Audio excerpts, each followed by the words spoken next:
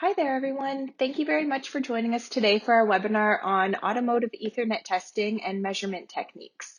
Thank you for your attendance and participation. If you have any feedback or other webinar topic suggestions, then please let us know by chat, or you can email me later at marketing@testforce.com. Before we get started, I'd just like to let everyone know that this webinar will be recorded and you will be receiving an email afterwards with a copy of the recording. So you can go ahead and share it with anyone you think would be interested or rewatch it if you'd like. If you're interested in any of the other webinars we'll be hosting or to download any of the free resources we have available, such as white papers or application notes, please go ahead and visit testforce.com/academy and you'll find everything you need right there.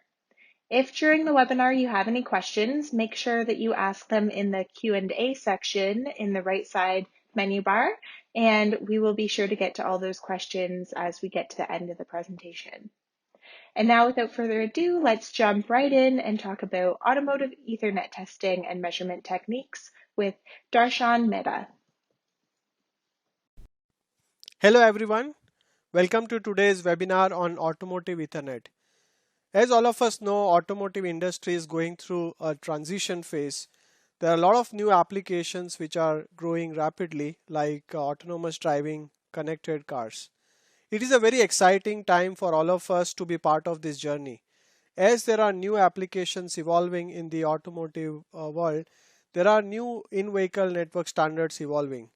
And in that, Automotive Ethernet is like a backbone of the in-vehicle network standard and growing very rapidly for meeting some of the new application requirements. In this webinar, we are going to cover on some of the test challenges which we may come across validating Automotive Ethernet, especially at the system level. As you know, Automotive Ethernet is a full duplex communication. So there are quite a few test challenges which we may come across while validating at the system level. So in this webinar, we will talk about what are the test requirements for the Automotive Ethernet and what Tektronix solution we have today to overcome those test challenges. So let's start with the trends in the automotive industry. We see four trends currently in the automotive industry, naming automation, electrification of the cars, shared mobility, and the connectivity within the vehicle as well as vehicle to vehicle. These trends are introducing embedded electronics component to a critical functions within the vehicle. This complex embedded system needs to be validated across multi-year development cycle of a vehicle to meet the reliability criteria. Standalone module testing of this embedded electronics component is not sufficient, which means that we need to validate the reliability aspect of this electronics at every development stage. At Tektronix, we believe developing a test solution for tomorrow's automobile will demand a system focus bridging from initial evaluation to production to the maintenance. To meet this need, we are working with industry leaders to deliver solutions to meet your automotive testing requirements. To understand the complexity of electronics inside the automotive car, let's look at one of the block diagram very closely. So here is a block diagram for the ADAS system. So there are three main blocks in this for the ADAS system. The first one is the sensor. The second one is the central processing unit or a CPU, and third one is actuator. So the sensor network, we have three sensors: camera, radar, and lidar. They are sending a 360-degree view of the car and sending a raw data to a CPU. CPU is processing all this raw data and making a decision like whether to apply a brake or change the lane or increase the speed. And this CPU is communicating to the actuator system like engine control unit or a braking system through a gateway. There are three main interesting things to look out for. The first one is that we are moving from the traditional architecture inside the car to a domain controller. So the difference here is that instead of processing the data locally at the sensor level, we are sending all the raw data to a central processing unit to make a collective decision. So that's the first change. We are moving away from the traditional architecture to a domain controller kind of architecture. The second one is that if you have seen in this particular block diagram, we have a combination of multiple in-vehicle network standard. Like we have Automotive Ethernet, LVDS, kind of high-speed in-vehicle network standard. Along with that, we have the traditional CAN FD, and FlexRay kind of serial standard as well. Which means that all these different in-vehicle network standard have to coexist and work together. The third one is that you can see that some of the sensor need to communicate with the CPU with the raw data, and the speed requirement for that is very high. The latency requirement is very high. So the traditional serial standards like CAN FD may not meet those latency requirement. So we have a faster in-vehicle network standards like Automotive Ethernet, LVDS standards, HT-BST. So these new standards are evolving to meet the latency requirement and the speed requirement. From test and measurement solution point of view, Tektronix is focusing on three main segments for the solution development: in-vehicle networking, vehicle sensors, and electrification. In this webinar, we are going to focus on in-vehicle network standard test solutions. As we discussed in previous example of ADAS block diagram, vehicle network designs have evolved from individual subnets to interconnect multi-domain structure. There are multiple connectivity standards ranging from a low-speed lane standard to a gigabit Ethernet. We also have emerging standards like HT-BST, especially for the infotainment kind of sub-blocks. The validation challenges are ranging from complex physical layer at the silicon development stage to a network compliance test at the subsystem and the system level. So far we learned about the new applications in the automotive and new architecture evolving in the embedded design of the automotive. Now let's focus on what trends we are seeing with respect to in-vehicle network standards. All of us know that with any change in the design or the architecture, it will increase the development time and also increases the cost. One of the big trend we are seeing in the in-vehicle network is the standardization. You can see in the chart above the number of standards growing for the in-vehicle network standard. Validating and the development of this multiple in-vehicle network standard is going to be an expensive. So one of the thing we are seeing is more and more bringing the standardization, which will help reducing the design cycle, reuse test methodology, and ultimately reducing the overall cost for the design. There are multiple standards working towards standardization in vehicle network standard. For example, IEEE, MIPI Alliance, HT-BST, NAV Alliance, and Open Alliance. As we speak, these consortiums are actively developing standards like Automotive Ethernet, HT-BST, MIPI A5, and Automotive Optical Ethernet. Tektronix is active member of all these consortiums and contributing to standardize the test procedure for the upcoming standards like multi-gigabit Ethernet, HT-BST, and 25 gig Ethernet. In this chart, the red star, what you see is the Automotive Ethernet standard. We already know there are two standards which exist from IEEE, which is 100 base T1 and 1000 base T1. As you go up in the data rate, there are multiple new standards likely to come out. There are already subcommittees in IEEE who are working on development of these standards, which is 2.5 gig, 5 gig, and 10 gig Automotive Ethernet. There is already a subcommittee likely to be formed for the 25 gig Automotive Ethernet as well.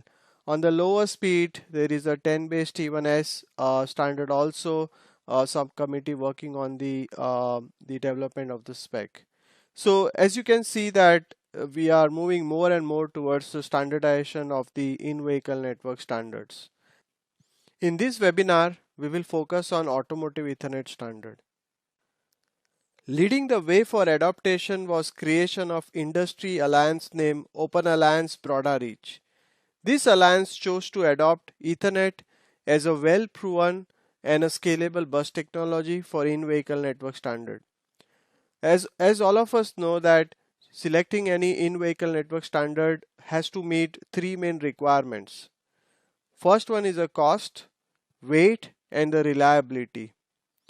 Cost is very important factor because the third largest contribution in the overall BOM of the car is from the in-vehicle cables used for the in-vehicle network standard.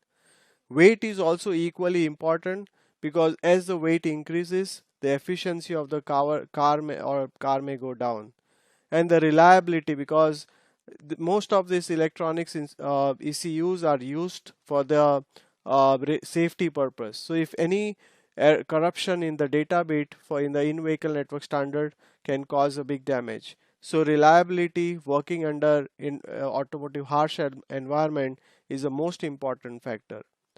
So in case of automotive Ethernet, how it is meeting all these criteria? So as the name suggests, Automotive Ethernet is derived from the standard Ethernet which is used for the LAN or LAN access networks.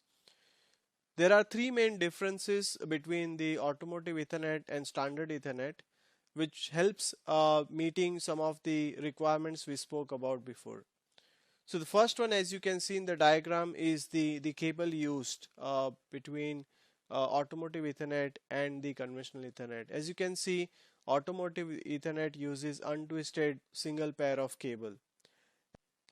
As we have a single pair now, so in case of automotive Ethernet, it uses a full duplex communication, which means that both master and a slave or both the devices can talk to each other simultaneously over the same link. This adds a test challenge and we will cover that in the next few slides. The other difference is the signaling type. In case of automotive Ethernet, we use pulse amplitude modulation or we call PAM3 modulation. It's a three level of signaling, and unlike CAN FT, now it's no more NRZ or analog kind of signaling. It is a three level of signaling. In the next section, we will talk about what test challenges it brings because of the full duplex signaling and PAM3 modulation. Now let's talk about the test requirement for the automotive Ethernet. Just to simplify, I have used an comparison between a validation for a CAN standard and automotive Ethernet. For CAN standard, there are three main test requirements. For the physical layer test, the most popular one is the eye diagram. The reason eye diagram is very popular for any serial standard is because eye diagram gives you a complete view of rise time, fall time, how the signal is behaving over a period of time, loading effect, as well as the jitter characteristic. And that's the reason eye diagram is popular, gives the signal integrity information. It's a very good debug tool to see the health of the serial standard. Other than eye diagram, there are tests defined at the protocol layer, and there are two kind of protocol tests: timing test and the functional test. If you move to automotive Ethernet, you can see that there are more OSI network definition for automotive Ethernet. From the test requirement, there are additional tests required compared to CAN or a CAN FT test validation.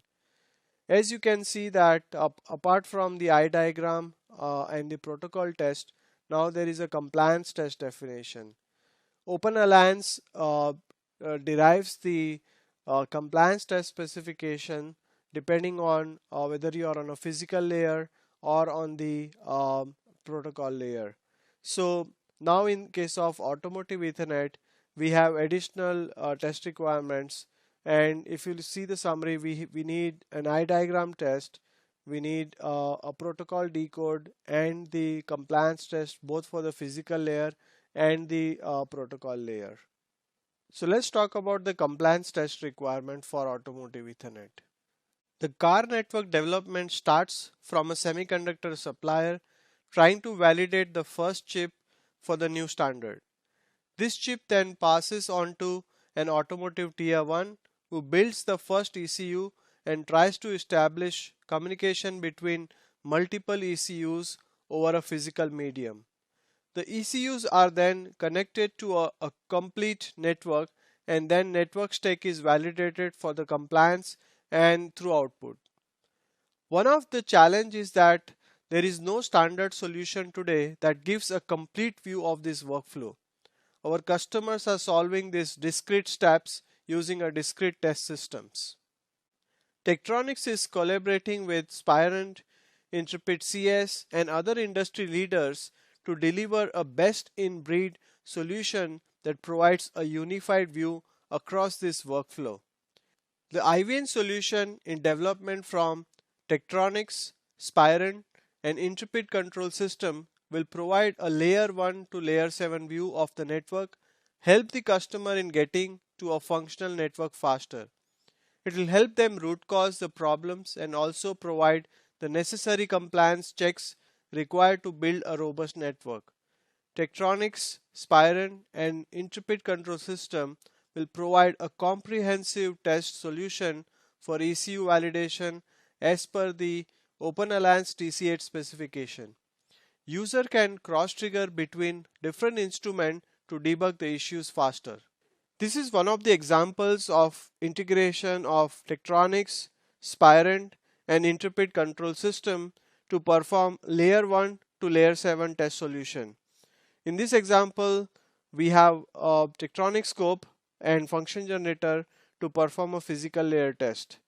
Upper layer test like a conformance test as per the Open Alliance and the functional test can be performed using Intrepid control system and the Spirent test instrument.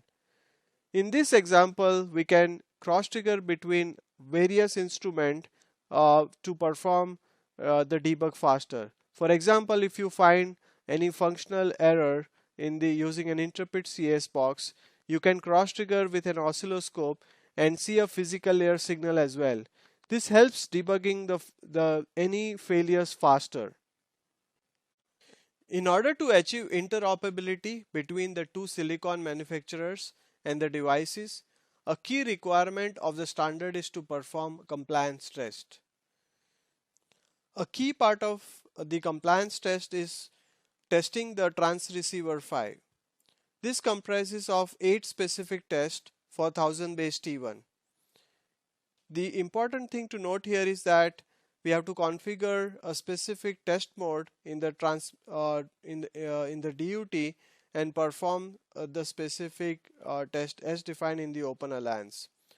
Tektronix has a completely automated test solution to perform the compliance test for the 100 base T1 and 1000 base T1 as per the test defined in the Open Alliance.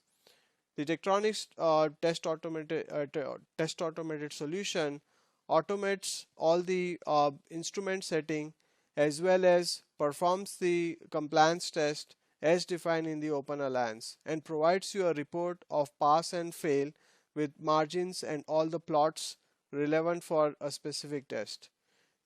The automated solution helps user to reduce the test time and also avoid any human error in terms of configuring the test instrument to perform a specific test. Tektronix uses the latest MSO5 series and a 6 series oscilloscope along with a function generator and the test fixture to perform the test solution for 100 base T1 and 1000 base T1. Tektronix is also coming up with a test solution, compliance test solution for 10 base T1S. Now let's move to the next topic for the eye diagram test. As we discussed in the previous slide that eye diagram is the most important test for the in-vehicle network standard, or to an extent that any serial standard eye diagram gives you a health of the serial interface. So we'll learn about what are the test challenges to perform eye diagram test and what Tektronix solution we have to perform this eye diagram test for the Automotive Ethernet. Now let's look at some of the use cases for the eye diagram test. Depending on the development stage, the use case of the eye diagram may differ.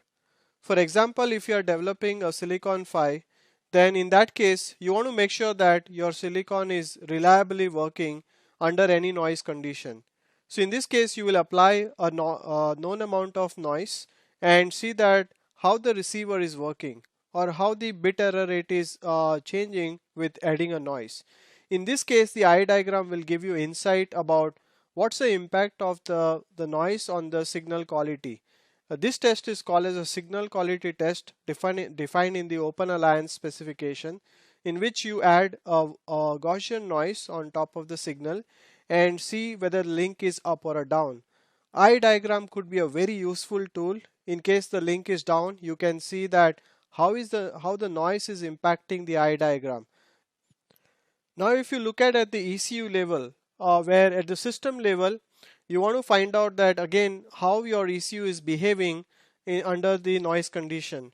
Again you have to perform this test called signal quality test and see how your ECU is behaving, whether link is up or down in the noise environment. At system level, you would like to validate if you connect to different ECU, how the system performance looks like. You want to see a different combination of ECUs and cable and see how it is impacting the signal performance or the signal quality. And eye diagram again can give you a lot of insight that with the different ECU combination, different connector combination, different cable combination, how it is impacting the signal quality. At the production level, you would like to make sure that you have multiple production units and the manufacturing variation, is it impacting the signal performance of Automotive Ethernet? So typically for any in-vehicle network standard, you have an IMAS defined and you pick some random samples from the production units and perform an eye diagram and see whether it is passing the eye diagram and how the manufacturing variations are impacting the system performance. The final one is inside the car. You want to make sure that your in-vehicle network standard is reliably working under the real car environment. So you want to perform some of the tests like you perform a cranking and see how it is impacting the Automotive Ethernet interface, or turn on a DC motor and see whether it is impacting the any link related issues.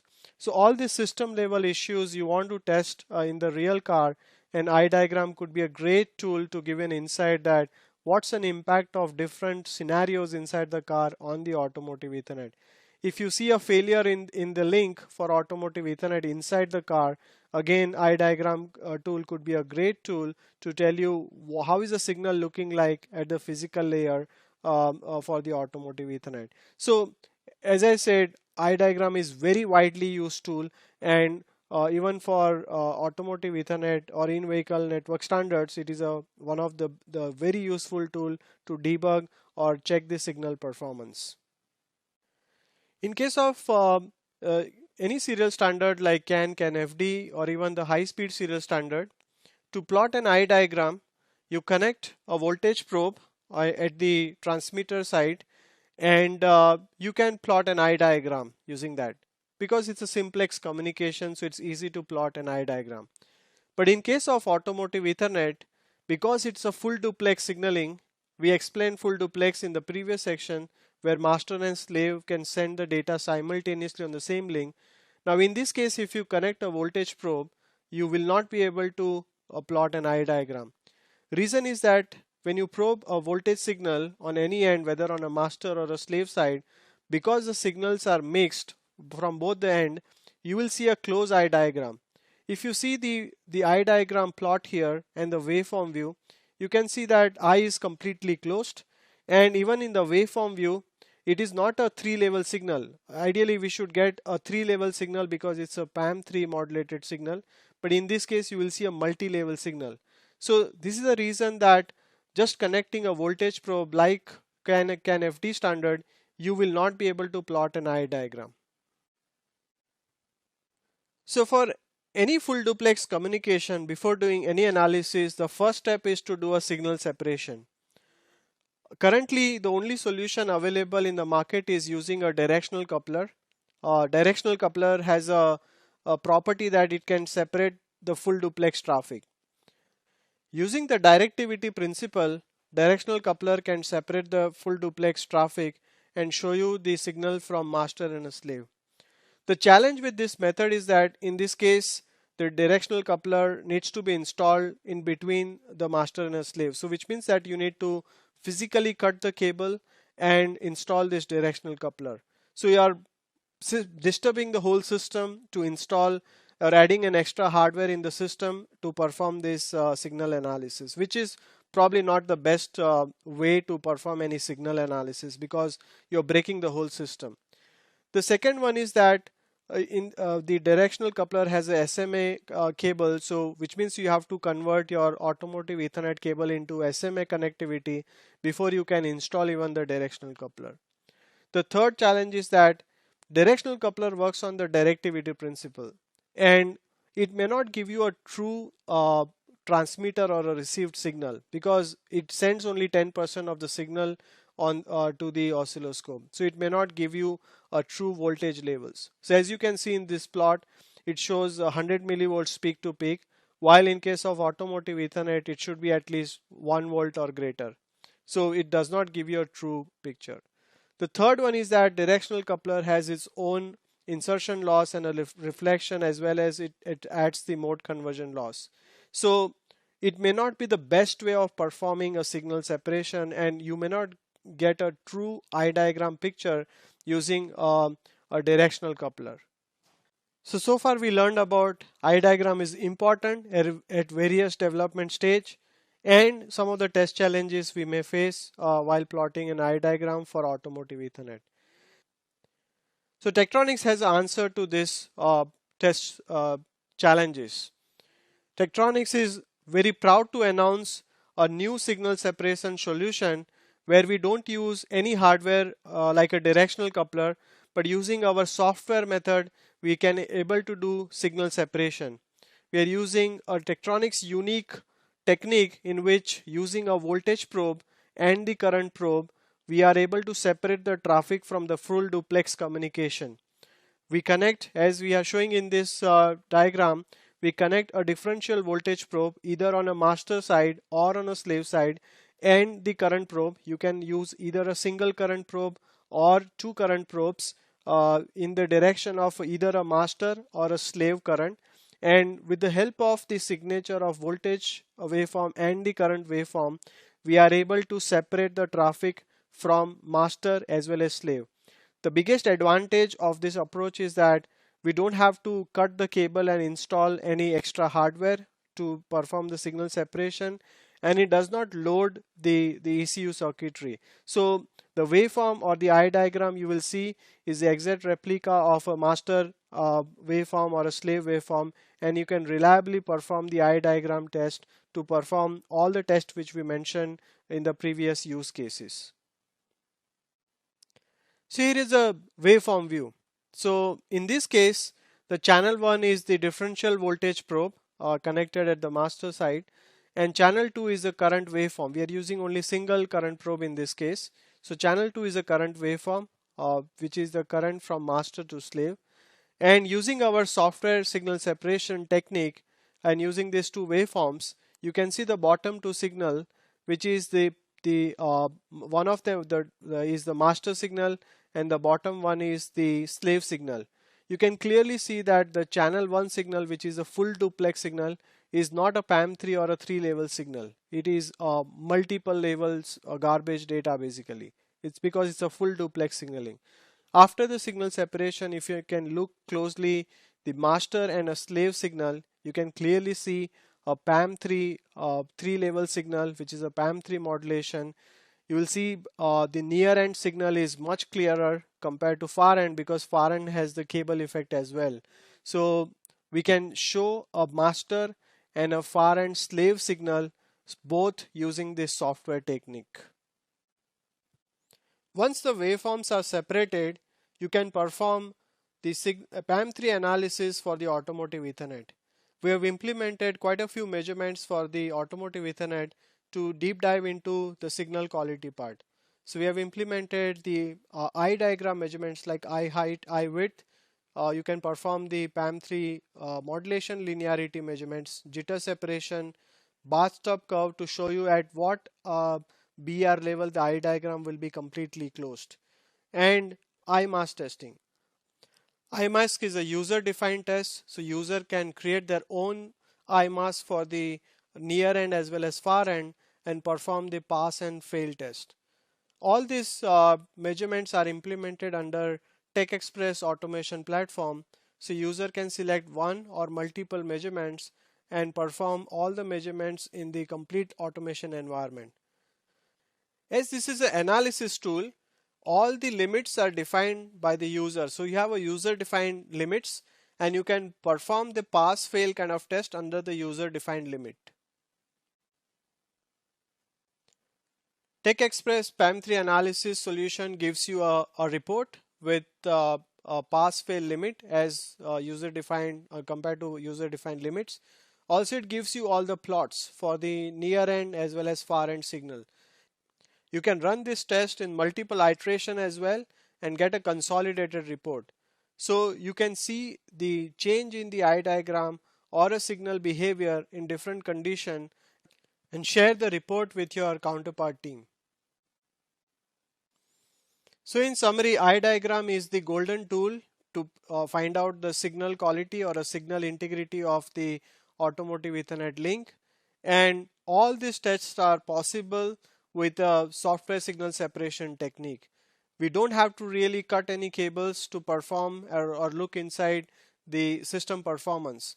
Using a software signal separation, we can perform the signal quality test, look at the eye diagram, debug your system whether you are in the ECU development or inside the car.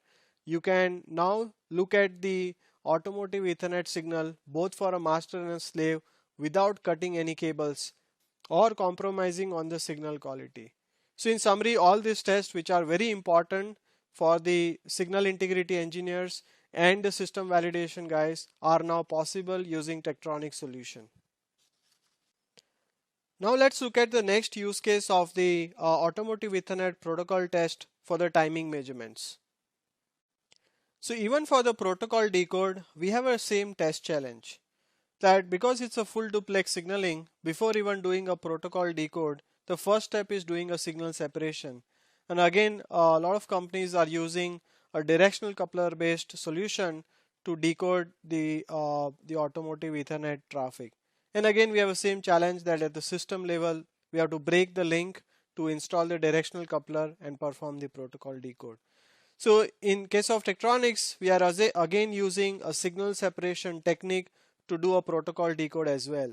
So in this case, again we use a same combination of a voltage probe and a current probe, and once the signals are separated using the software signal separation, we do a protocol decode on that, and we can show the master and a slave decode or a ECU1 and ECU2 protocol decode simultaneously on the oscilloscope. So we can use either a 2 voltage probe, 2 current probe combination, or 1 voltage probe and 1 current probe combination to perform the protocol decode for master and a slave. So again, it's a very unique technique we are using where we can perform the protocol decode without breaking any cables. So here is a waveform view. We have a separated waveform from master and a slave using a software signal separation technique, and we can decode both of them simultaneously. So you can see a master protocol decode and the slave protocol decode. Tektronix offers various search options to look search to a specific a packet and perform some of the timing measurements. We also offer a software trigger option where you want to stop the equation on a specific event and then want to zoom into that part to see or perform some of the timing measurements. So all these options are possible using a Tektronix protocol decode and a signal separation solution. So using Tektronix Solution, now you can perform a signal separation using a software technique. You can perform the eye diagram test to see how good your signal is, and also perform the protocol decode. So these three solutions, signal separation, eye diagram, and the protocol decode, gives you a complete view of your system, and you can debug any test failure very quickly. If you see a failure at the link, you can immediately look whether it's a functional issue or is it any a physical layer signal quality challenge. Now let's look at the demo of this entire solution. As we saw in the setup diagram, we have connected a differential probe on the channel 1 and the current probe on the channel 2. So the channel 1 is the differential voltage signal. This is a full duplex signal. As you can clearly see in this waveform that it's not a PAM3 signal, it is a multiple level signal, and if we try to perform any analysis or a protocol decode in this waveform, we may not get anything because it's a full duplex overlapped signal. So what we are going to do is that using this completely automated Tech Express solution, we are going to perform the signal separation. So in this case, it's a full duplex signaling. We are using a single voltage probe and a current probe. And when you perform this signal validation, it performs the signal separation in the software using Tektronix proprietary algorithm to separate the signal.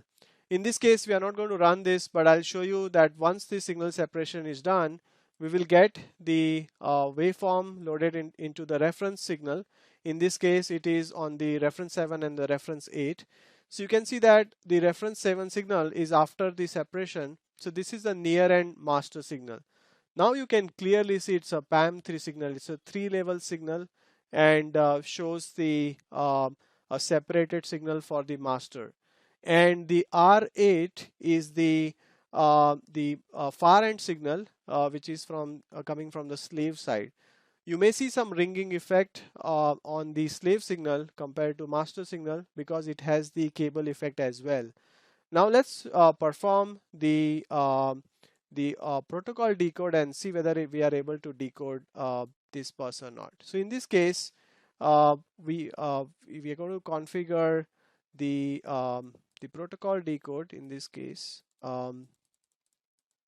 So let's try to turn on the bus. Okay, we can see clearly Automotive Ethernet protocol decode with all the frame structure. It's IPv4 packet types, and we see a data bytes here. So let's look at the result table for the protocol decode. So you can see all the different field here. So you have the MAC ID and the IP data also in this.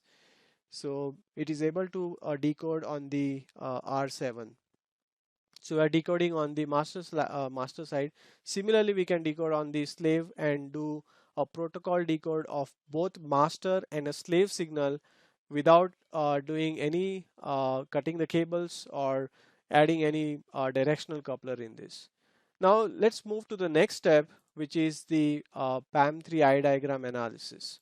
So in this case, these are all different measurements we support for the signal separation. One of the very important thing to note here is that the voltage level of the separated signal. Unlike directional coupler, here you get approximately around 900 millivolts to 1000 millivolts of peak-to-peak signal for both master as well as the slave signal. So next step is we are going to perform some of the analysis for the master as well as the slave signal, and we support eye diagram, the jitter measurements like the total jitter, rise time, fall time, and the linearity measurements. So again, we are not going to run all this test, but we have already ran this test. In this case, this is the summary of the table. In this, we have defined a user defined limits. So user can add all the limits here in the configuration panel. We have the user, we have a limit editor to define and add the result here. Sorry, the limits here, and then you can see the limits. So it will show you the measured value against those limits. We can also see the complete report of these measurements, which gives you, we make it 100% so that we have a better visibility. So it gives you the scope model number, all the measurements it has performed. It gives you the limit and whether it is pass or a fail against those limits. It also gives you the plot for both. Here is an eye diagram plot for the near end. This is the eye diagram for the slave part. And similarly, it gives you a bathtub curve plot that at what BR level the eye is closed for both upper eye and the lower eye, and again both for the master and the slave. So in summary, you can see the eye diagram as well as the protocol decode using in the single window to perform the signal separation and the protocol decode. So in summary, there are three main advantages of this solution. One is this solution gives you a real signal view without impacting on the system. In this case, we are not cutting the cable to install a directional coupler or convert the automotive Ethernet cable to SMA cable to separate the traffic. So it gives you a true picture of the signal going from master to the slave. It is very easy to set up because it's just connecting a voltage probe and the current probe in this case. It gives you a view of protocol as well as the physical layer signal in a single window, which helps us to debug faster for any validation issues or any functional issue if you want to validate. And this solution can be used starting from the design stage all the way inside the car for any debug or the protocol validation as well as for the signal analysis. So let's look at the setup. So in this we have Tektronix MSO5 series oscilloscope. The MSO5 series has 8 analog channel, and it uses 12-bit ADC, provides better dynamic range and better signal to noise performance. We are using one voltage probe and one current probe connected to channel 1 and channel 2. And in this case we have two ECUs which are 100 base T1 and connected through a single pair of untwisted cable, automotive cable, and these two ECUs are sending a full duplex traffic, and we are capturing a voltage probe, voltage signal and the current signal on this particular ECU. So now let's look at the oscilloscope screen. So as we started with the test requirement of Automotive Ethernet, which is the layer 1 to layer 7 compliance test as per the Open Alliance specification, eye diagram test and the protocol test. So Tektronix along with partners Intrepid CS and Spirent, we offer the most comprehensive solution for the Automotive Ethernet. We offer a layer 1 to layer 7 conformance test solution. We offer the very unique eye diagram test using a software signal separation. User can perform eye diagram test at various development stage to perform reliability testing, cable performance testing, inside the car signal quality testing for the Automotive Ethernet using a unique signal separation technique at system level. User can also perform the protocol decode using the same technique of signal separation. So in summary, Tektronix offers a very comprehensive solution for Automotive Ethernet for performing compliance as well as a debug and the reliability testing. We have some of the application notes, some videos on the Automotive Ethernet test solution. So here are some of the references for that. So feel free to contact us for more details on layer 1 to layer 7 test solution, the signal separation technique as well as the eye diagram test solution. With that, I would like to thank you all of you to attend today's webinar.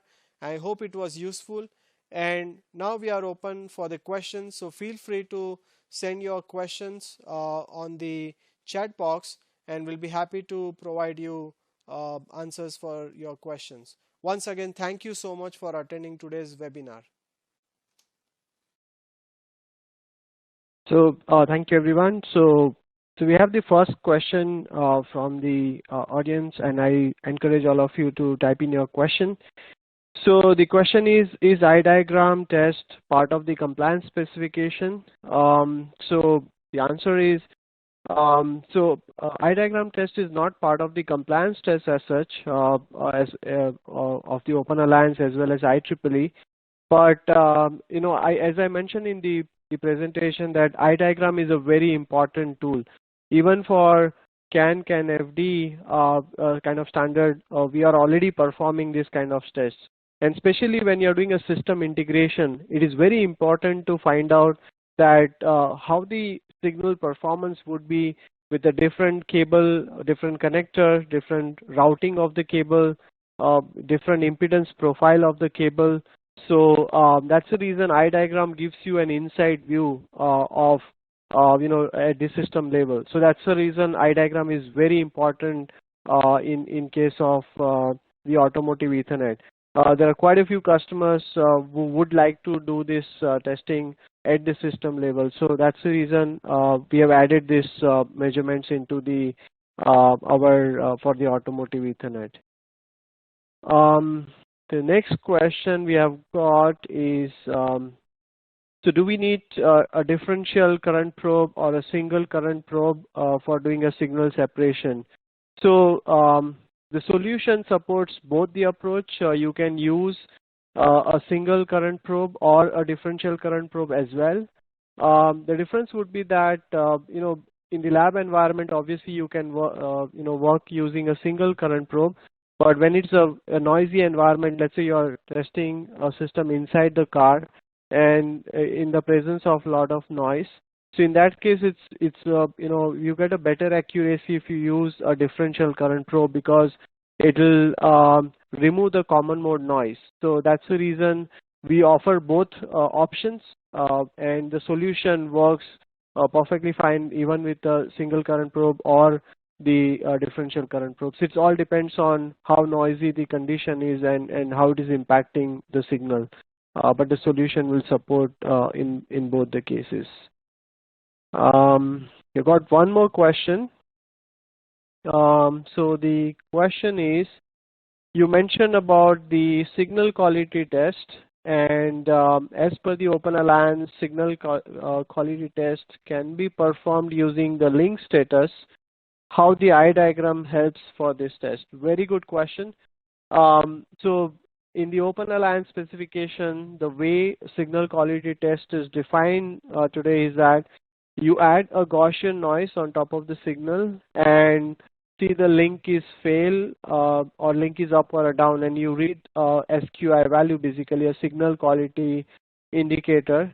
Now, one challenge is that this test is very digital, like you read SQI value and you just see the status of the link, whether it is up or down. But if the link is fail, you don't know why it is failed. So the eye diagram gives you an insight that while adding a noise, how it is really impacting the system performance. So otherwise it's just a pass or a fail, and you don't know what's the root cause of the failure. So the eye diagram gives you an insight. It gives you a jitter number and tells you that when you are adding a noise, how the eye opening looks like. So that's the reason we find most customers would like to see an eye diagram even for the signal quality test and see the health of the signal in the presence of noise. So very good question. And we have already quite a few customers using our eye diagram tool for performing a signal quality test. The next question is, in one of the slides you mentioned about a layer 1 to layer 7 test solution. Can you provide more information about it? Yeah, so we did not cover this topic in detail in this webinar, but yeah, we can provide more information on this. We are working with our solutions partner like Spirent and Intrepid Control System, and developing a complete layer 1 to layer 7 test solution as per the Open Alliance specification. If we can obviously provide more information, but because of the time constraint, we cannot provide a lot of details on that test solution, but we can send you an offline information on how this entire solution is working. So we are already a partners with Intrepid Control System and Spirent system as well. So a good question. Next one is this solution is really cool. What oscilloscope you support for this solution, and how do I get demo of this solution? Yeah, so this solution works on our MSO 5 series and 6 series oscilloscope. We can provide you the full configuration on what kind of probes and voltage probe and the current probes are required. And if you need software for evaluation, this software is available on Tektronix website. So we can provide you a link to download and contact our local sales team.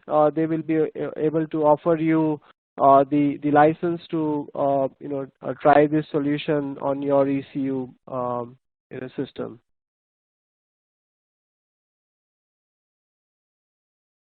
The next question is this triggering done in the hardware or just on the post-processed waveform? Good question.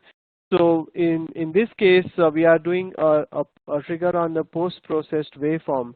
And as I mentioned, we are doing a software trigger in our solution. Reason is that we are doing a signal separation in the software. So it's a post-process signal, and then we are performing a trigger on that. So it does not have the hardware trigger. It offers the software trigger in our case. But we have an option where you can stop the equation if any event is found using a software approach.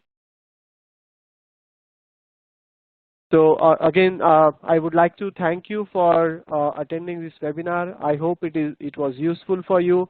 If you want to see a demo of this, feel free to contact us, our local sales team. They will be happy to provide you evaluation license, and these slides will be shared, and the recorded webinar also will be shared with you.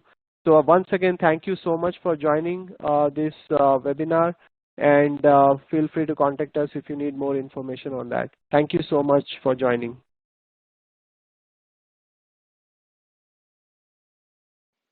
That was great. Thank you, Darshan, for presenting today and for the very informative webinar. I'd like to say thank you to all of our attendees who made the time to sit in with us for this webinar and for your participation. As I mentioned at the beginning of the webinar, it is being recorded, and we will send out an email with a copy of the recording in the next day. As you leave the webinar today, you'll see a survey pop up, and if you could fill that in with any comments or feedback or other suggestions, we'd really appreciate your input. We have a new lineup of webinars coming up on our TestForce Academy, so visit testforce.com/academy, and we're always open to hearing your suggestions there as well. So stay tuned and reach out if you'd like. We had a few specific questions come into the Q&A section, and we'll be getting back to you by email, where the presenter and your TestForce account manager will get back to you directly. But I will leave the chat window open for the time being in case anyone else has questions that you'd like to ask. If any questions come up later, don't hesitate to reply to my email, or you can send an email to marketing@testforce.com and we'll get back to you with the answers. Thank you, everyone, and I hope that you have a great day. Take care.